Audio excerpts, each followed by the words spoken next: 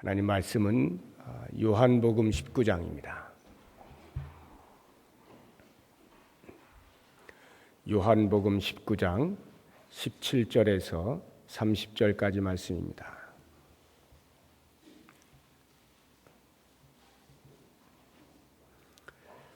제가 먼저 17절 읽겠습니다. 그들이 예수를 맡음에 예수께서 자기의 십자가를 지시고 해골 히브리 말로 골고다이라 하는 곳에 나가시니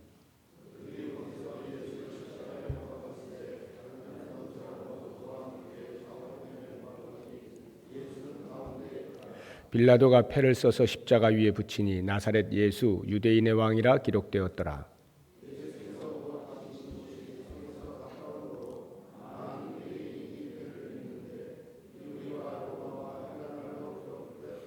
유대인의 대제사장들이 빌라도에게 이르되 유대인의 왕이라 쓰지 말고 자칭 유대인의 왕이라 쓰라 하니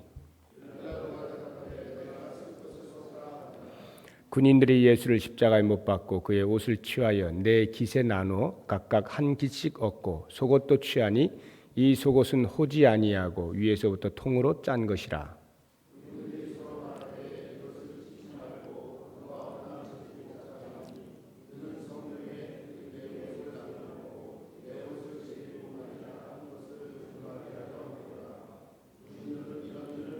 예수의 십자가 곁에는 그 어머니와 이모와 글로바의 아내 마리아와 막달라 마리아가 섰는지라.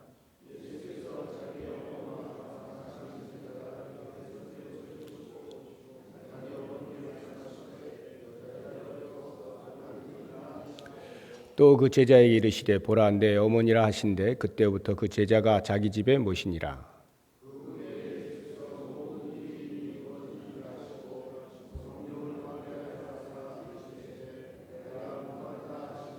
거기 신 포도주가 가득히 담긴 그릇이 있는지라. 사람들이 신 포도주를 적신 해면을 우슬초에 메어 예수의 입에 대니 예수께서 신 포도주를 받으신 후에 이르시되 다 이루었다 하시고 머리를 숙이니 영혼이 떠나가시니라. 아멘.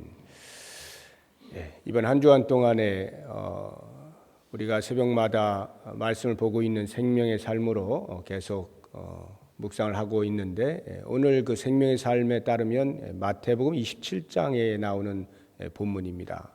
그런데 제가 이렇게 보면서 이제 우리가 계속 요한복음 18장부터 보아왔고 이어서 이 말씀을 전하는 게 좋겠다 싶어서 이 요한복음 19장 17절부터 30절의 말씀을 가지고 말씀을 드리려고 해요. 왜 이제 쭉 이렇게 요한복음을 보다가 마지막 그 예수님이 십자가에 못 박히시는 그 장면, 때가 이제 그 금요일인데 그 금요일에는 이렇게 마태복음 27장에 있는 본문으로 바꾸어서 그 생명의 삶이 편집을 했을까 이렇게 생각을 이제 해보면서 제 나름대로 이런 생각을 하게 되었습니다.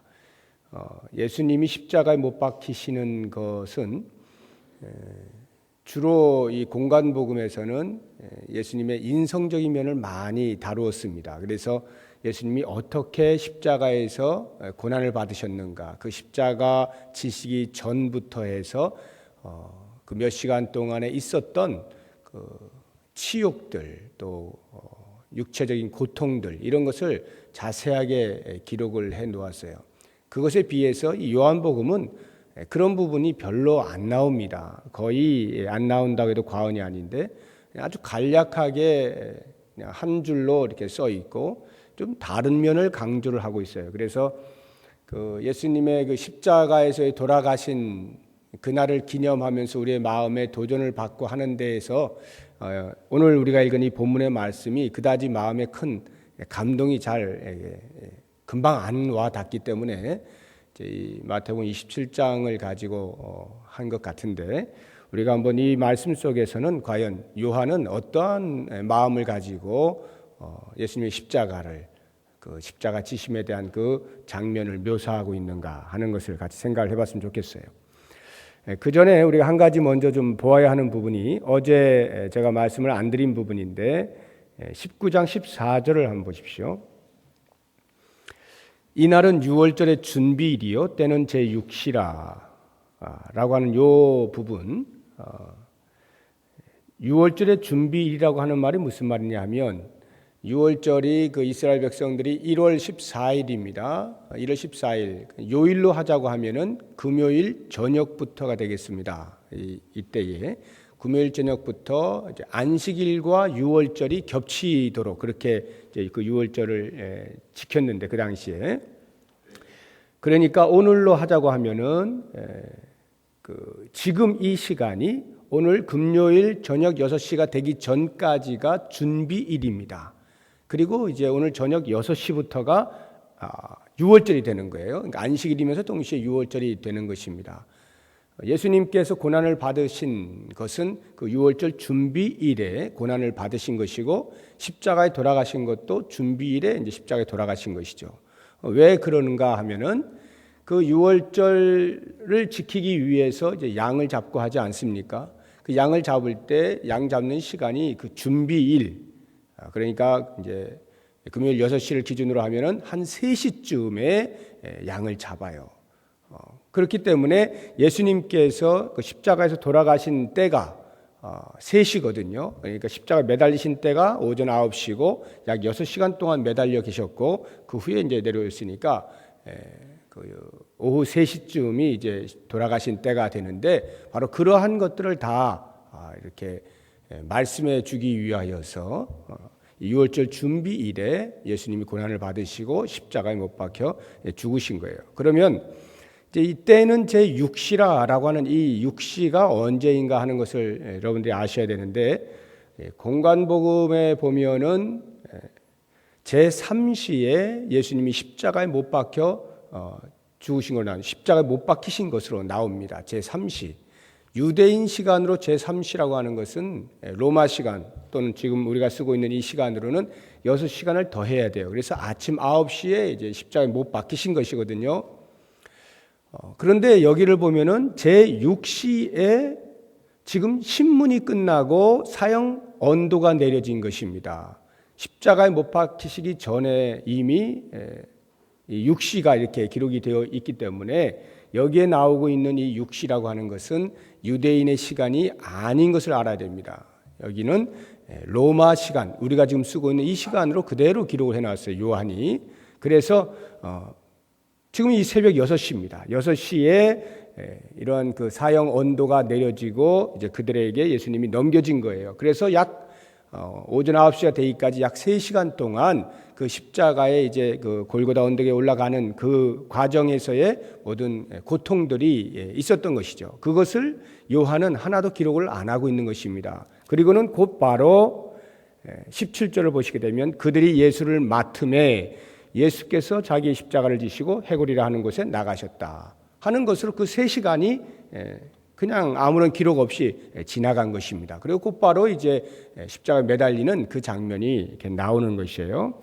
여러분들이 복음서를 읽으시다가 이런 부분에서 혹시라도 혼란을 일으키실 수 있기 때문에 제가 미리 말씀을 드리는 것입니다. 그래서 이제 그 금요일에 예수님 십자가에 못 박히시는 그 장면들을 시간적으로 여러분이 머릿속에 이렇게 그리시고 계셔야 되는 것은 이제 그 새벽에 겟세마네 동산에 내려오시면서 붙잡히셔 가지고 대략 오전 6시 정도까지 이제 빌라도에게 이제 신문을 받죠. 다른 공관복음서에 보면 그 사이에 또 헤롯 왕에게도 잠시 갔다 오죠. 이렇게 해서 신문이 한 6시쯤 끝나고 6시경부터 십자가에 매달리시는 9시까지는 여러 가지 고문들을 받고 준비를 하게 되고 9시에 이제 골고다 언덕에서 십자가에 못 박히시고 3시에 돌아가시게 되는데 정오 12시부터 3시까지는 이제 어둠이 임하게 되는 그러한 모습을 보게 됩니다. 그리고 이제 3시에 이제 그 6시부터 안식일이기 때문에 안식일에 그 십자가에 매달려 있는 그 상태를 유대인들이 원치 않았기 때문에 이제 내리죠.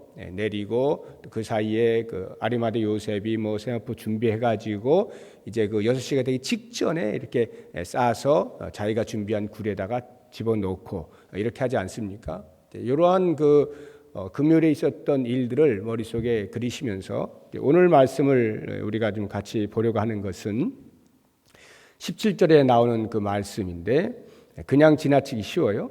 그들이 예수를 맡음에 예수께서 자기의 십자가를 지시고 해골이라 하는 곳에 나가시니, 골고다 언덕에 이제 그 십자가를 지고 올라가셨다는 것인데, 다른 공간 복음서에는 전혀 나오지 않는 표현입니다. 자기의 십자가를 지셨다. 예수님이 자기의 십자가를 지셨다. 이 말은 예수님 스스로가 십자가를 지고 올라가셨다라는 말이에요. 즉 십자가라고 하는 것은 사형이 언도가 되어져서 그 형벌에 따라서 지게 되는, 십자가를 지게 되는 수동적인 것 아닙니까? 사형을 언도받아서 그 처벌을 받아서 이제 가게 되는 이 수동적인 것인데, 요한은 그런 식으로 표현을 하지 않고 예수님께서 스스로 십자가를 지시는 것처럼 그렇게 표현을 하고 있다는 것입니다. 이게 굉장히 큰 차이가 있습니다. 제가 그 첫날부터 계속해서 말씀을 드리고 있는 것인데, 이 사도 요한은 예수님의 인성적인 부분에 대해서 그다지 강조를 하고 있지 않습니다. 계속해서 신성적인 부분들에 대해서 말씀을 하고 있거든요. 그래서 잡히실 때에도, 겟세마네 동산에 내려오셔서 잡히실 때에도 전혀 피하거나 도망가는 그런 모습이 아니죠. 누굴 찾느냐? 나사렛 예수입니다. 내가 바로 그니라. 당신 자신이 예수라 이렇게 표현하면서 나를 잡아가라 하고 그 잡히는 장면에 능동적으로 대처하고 있는 모습을 보여주지 않습니까? 신문을 받을 때도 마찬가지죠. 계속해서 내가 왕이다 라고 하는 것으로 그 빌라도 앞에 조금도 굴하지 아니하고 그 자리를 그대로 지키시고 계시는 그러한 모습들을 우리가 이제 보게 되는 것입니다. 그래서 예수님께서 십자가에 못 박혀 돌아가시는 그 골고다 언덕을 올라가시는 길에도 다른 공간 복음서에 보면은 전부 그 예수님이 그 이전에 이미 고문을 너무 심하게 받았기 때문에 올라가시는 길에 십자가를 다 지고 가실 수가 없었어요. 그래서 지나가는 길에 옆에 구레네 사람 시몬이라고 하는 사람을 군병들이 불러다가 대신 지고 가게 하지 않습니까? 그 장면이 마태, 마가, 누가에 공히 나와 있는데 요한은 그것을 기록하고 있지 않습니다. 그리고는 그냥 예수님이 스스로 십자가를 지시고 가셨다라고 하는 것을 끝나요. 그것은 구레네 사람 시몬이 지고 간 일이 없었기 때문이 아니라 실제로 그러한 일이 있었지만 요한의 눈에는 그것보다는 예수님께서 십자가를 직접 지신 것이 더 크게 보였다라고 하는 것입니다. 그래서 예수님이 당신의 십자가를 지시고 해골이라고 하는 곳까지 올라가셨다, 이렇게 말씀을 하고 있는 것입니다. 이 요한의 눈에는 끊임없이 처음부터 끝까지 예수님께서 적극적으로 하나님의 구속사역에 능동적으로 스스로 자원하여서 참여하고 있는 모습을 그려내고 있는 것입니다. 그래서 공생의 기간 동안에 예수님께서 제자들에게 말씀하시고 있는 내용을 보아도 좋게 그것을 알 수가 있는 거예요. 요한복음 10장 17절 18절에 보면 이렇게 나와 있습니다. 내가 내 목숨을 버리는 것은 그것을 내가 다시 얻기 위함이니 이로 말미암아 아버지께서 나를 사랑하시느니라. 이를 내게서 빼앗는 자가 있는 것이 아니라 내가 스스로 버리노라. 나는 버릴 권세도 있고 다시 얻을 권세도 있으니 이 계명은 내 아버지에게서 받았노라 하시니라. 요한은 끊임없이 예수님의 신성적인 면을 강조하고 있는 것입니다. 제가 서두에 말씀드린 것처럼 바로 이러한 이유 때문에 오늘 본문의 말씀을 읽으면서 예수님께서 십자가에서 얼마만큼 고난을 당하셨을까, 얼마나 그 육체적인 고통이 심하셨을까라고 하는 부분을 감지하기는 조금 어렵습니다. 별로 나와 있지가 않아요. 그래서 마태복음 27장에 나오는 그 엘리 엘리 라마 사박단이라고 하는 그 부르짖는 그런 장면들을 아마 본문으로 택하지 않느냐 했는가 이렇게 생각이 듭니다만, 오늘 이 요한을 통해서 우리가 얻을 수 있는 것은 과연 무엇인가 하는 부분을 생각해 보십시오. 이렇게 예수님의 십자가를 지심의 그 신성적인 면을 강조하고 있는 요한, 그 요한은 자기의 신학적인 관점을 놓지 아니하고 처음부터 끝까지 일관되게 계속 우리들에게 이야기해 주고 있는 것인데, 과연 십자가에까지 그 신성적인 면을 강조할 때는 우리는 과연 거기에서 무엇을 얻을 수 있는 것인가? 우리의 마음 가운데 그리스도의 그 고난에 동참하고픈 마음이 있고, 그 그리스도의 십자가에서 달리신 그 육체적인 고통을 생각할 때에 말할 수 없는 내 마음에 찢어짐이 있고 그렇게 조금이나마 예수님의 아픔에 동참코자 하는 그 마음이 우리들에게 다 있지 않습니까? 그럼에도 불구하고 잠시 그것을 놔두고 예수님의 그 신성적인 그 면에서 십자가를 지신다라고 할 때 그 의미는 단순히 육체적인 고통을 당함으로써 우리들의 동정을 유발하는 것뿐만이 아니라 신이신 당신이 인간의 몸을 입고 우리의 죄를 치르기 위하여 십자가를 지셨을 때에 이 인간의 죄를 대속할 수 있는 유일한 길은 신이신 하나님께서 육신의 몸을 입고 그 자리에서 대속하여 죽으시는 것 외에는 다른 길이 없는 것임을 우리에게 말씀하는 것입니다. 오직 예수 그리스도의 십자가에 달리시는 그 사건으로서만 인류의 모든 죄의 대가가 치러질 수 있다. 다른 어떤 것으로도 인간에게 주어졌던 그 죄의 대가를 대신할 수 있는 것이 없다는 말이죠. 오직 예수 그리스도만이, 신이신 그분만이 십자가에 돌아가실 때에 비로소 인류에 가지고 있던 죄의 삭시 치러지게 되는 것임을 요한을 통해서 우리는 보게 되는 것입니다. 또 한 가지를 우리가 본다라고 한다면 하나님의 인간을 향한 그 사랑의 마음이 태초에부터 있어서 인간이 타락한 이후에 끊임없이 어떻게 그 인간과 대화를 하며 계속한 관계를 가질 수 있을 것인가에 대해서 여러 가지 방편들을 마련해 오시면서, 다시 말씀드리면 인간을 향한 하나님의 사랑의 표현들이 여러 가지 모습으로 계속 진행되어 오면서 결국 최종적으로는 당신 스스로가 골고다에까지 임하시게 되므로 그 사랑을 증명해 내고 있는 것입니다. 신이신 하나님께서 인간의 몸을 입고 그 사랑을 증명해 내고 있다는 것이죠.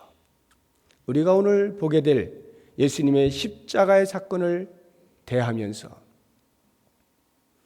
우리를 향한 하나님의 그 사랑은 처음부터 단 한순간도 멈추어 계신 적이 없다고 하는 것입니다. 하나님의 사랑은 끊임없이 우리를 향하여 움직이고 계셨고 그 움직임은 결국 사랑의 동선이 골고다에까지 미치게 되었다.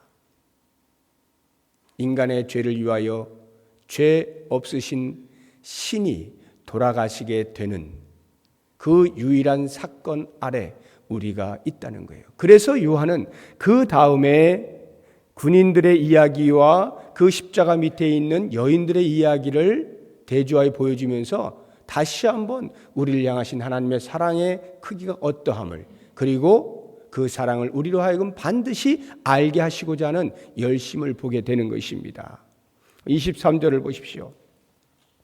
그 십자가 밑에 있던 사람들을 소개를 하고 있는데 대표적으로 군인들과 여인들을 소개하고 있습니다. 군인들이 예수를 십자가에 못 박고 그의 옷을 취하여 네 깃에 나눠 각각 한 깃씩 얻고 속옷도 취하니 이 속옷은 호지 아니하고 꿰매지 아니하고 이런 말입니다. 위에서부터 통으로 짠 것이라. 군인들이 서로 말하되 이것을 찢지 말고 누가 얻나 제비 뽑자 하니 이는 성경에 그들이 내 옷을 나누고 내 옷을 제비 뽑나이다 한 것을 응하게 하려 함이로라. 자, 이 말씀을 보시면은 군인들이 이제 십자가에 못 박는 못 박은 후에 어떻게 했느냐 하면 예수님이 입고 있던 그 옷을 네 깃에 나눠서 각각 한 깃씩 나눴다. 네 깃, 깃이라고 하는 말이 분깃을 말하는 것입니다. 몫을 말하는 게 목. 네 몫으로 나눴다는 거예요. 네 몫으로 나눴다는 말은 예수님이 입고 있는 그 옷을 4등분했다라고 하는 말이기도 하겠습니다만 우리가 추측하건대 아마도 군병이 넷이 아니었는가라는 생각을 해봅니다. 그것에 설득력이 있는 이유가 그 다음에 나와요. 그렇게 겉옷들을 다 네 개로 나누고 속옷은 호지 아니한 통으로 된 하나이기 때문에 그것을 제비를 뽑아서 넷 중에 한 사람이 갖게 된 것입니다. 그런데 이것이 구약에 이미 이렇게 예언이 되었다는 거죠. 시편 22편 18절에 보면 다윗의 시를 통하여서 이와 같은 일이 있을 것에 대한 예언의 말씀이 나와 있는 것입니다. 자, 그런데 이제 그 다음에 24절 뒷부분을 보시면 군인들은 이런 일을 하고 이렇게 말하죠. 군인들은 이런 일을 하고 그 다음에 누군가가 등장을 한다는 말입니다. 25절에 예수의 십자가 곁에는 그 어머니와 이모와 글로바의 아내 마리아와 막달라 마리아가 섰는지라. 여기도 몇 명이 나옵니까? 예수님을 줬던 여인 가운데 4사람이 등장을 하고 있는 것입니다. 예수의 어머니 마리아와 그 이모, 지금 이 장면을 기록하고 있는 요한의 어머니 살로메를 말하는 것입니다. 그리고 글로바의 아내 마리아, 막달라 마리아, 이렇게 4 여인이 동일하게 십자가 밑에 있어요. 십자가를 못 박아서 예수님이 입고 있던 겉옷들을 4등분하여서 나누어 가지며 속옷을 재입 뽑아 갖고 있는 그 군인들과 예수님의 십자가 밑에 있는 여인들 넷을 대조하여 보여주면서 요한은 과연 우리에게 무엇을 말하고 있는가? 하나님의 우리 인류를 향한 사랑이 이 골고다 언덕에까지 미쳐 십자가에 돌아가시는 그 순간에 십자가 밑에 있던 사람들 중에 그리스도께서 왜 십자가에 돌아가셨는지 전혀 알지 못한 채 그 십자가 밑에서 고작 겉옷을 나누어 갖는 정도로만 십자가 밑에 있는 이 어리석은 군병들과 예수님의 십자가에 돌아가심에 대한 지극한 그 동정의 마음을 가지고 끝까지 그 사랑을 나누고 싶어하는 여인 4사람을 대조하여 보여주면서 인생이 이렇게 다르다라고 하는 것을 보여주는 것입니다. 오늘날로 하자고 하면은 우리가 예수 그리스도를 알고 믿고 그 십자가의 은혜를 체험한 사람들로서 성도라 부름받아서 신앙생활을 하고 있지만 때때로 우리들이 과연 그 십자가 밑에서 무엇을 얻고 있느냐라고 하는 부분에 대한 도전을 받을 필요가 있는 것입니다. 과연 나는 십자가 아래서 무엇을 얻고자 하는가? 나는 왜 십자가 아래 있는가? 혹시라도 이 로마 군병들처럼 거기에서 떨어지는 몇 가지 손에 쥐어지는 것 때문에 혹시 나는 십자가 아래 앉아있지는 아니한가? 겉옷 몇 개를 얻기 위하여서 그들의 손에 쥐어지는 그것 때문에 그 자리를 지키고 있지는 아니한가? 예수님이 왜 십자가에서 돌아가셨는지 의미를 전혀 알지 못한 채 그 아래에 묻어져 나오는 몇 가지를 쥐기 위하여 그 주변을 서성거리고 있지는 아니한가? 아니면 이 여인들처럼 그리스도를 향한 뜨거운 사랑으로 계속해서 그 십자가를 지켜내고자 애를 쓰고 있는가? 한번 묵상해 보시고 한 걸음 더 나아가서 이제 요한이 말하고자 하는 것은 이것이라 생각이 되어집니다. 이렇게 두 부류를 대조하여 보여주면서 어떤 인생을 살 것이냐? 둘 중에 하나를 선택하라 라고 하는 것이 아니라 군병들처럼 전혀 십자가의 의미를 알지 못한 채 거기에서 자기들의 잠시 있어질 유익을 얻는 그러한 부류가 있는가 하면 때로는 십자가 아래에서 정말로 예수님을 사랑하는 마음을 가지고 끝까지 그 자리를 지켜내고 있지만 정작 십자가가 의미하는 것이 무엇인가는 알지 못한 채 마음의 동정심을 가지고 예수님을 사랑한다 하면서 예수님 근처에 갇히는 있으나 주님의 십자가의 의미, 우리 인류의 모든 죄를 위한 나의 죄를 사하기 위한 그 죄사함의 은총은 알지 못한 채 인간적으로 종교적인 그러한 마음가짐으로 십자가 옆에 있지는 아니한가 하는 것을 보도록 요한이 요청하고 있다는 거예요. 이 여인들은 끝까지 예수님의 십자가 돌아가신 그 자리 끝까지 지킨 여인들이었지만 결국 그들의 마음 가운데에는 예수님을 향하여 인간적인 동정심을 발하였을 뿐, 그래서 그 십자가로 말미암아 내게 구원의 은혜를 허락하여 주신 놀라운 하나님의 사랑까지는 보지 못한 것입니다. 그래서 그들은 향품을 준비하여 쫓아가지 않습니까?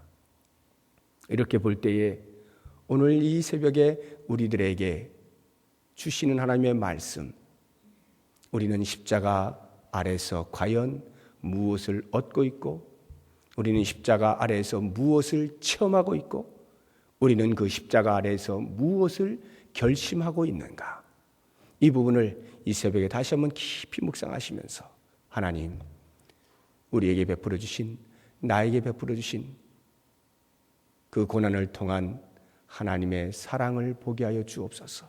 십자가를 통하여 나에게 행하신 죄사함의 은총을 깨닫게 하여 주옵소서.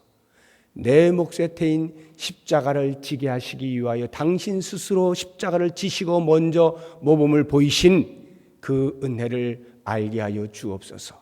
이러한 결심이 있는 이 새벽, 오늘 하루가 되어질 수 있기를 주의 이름으로 축복합니다.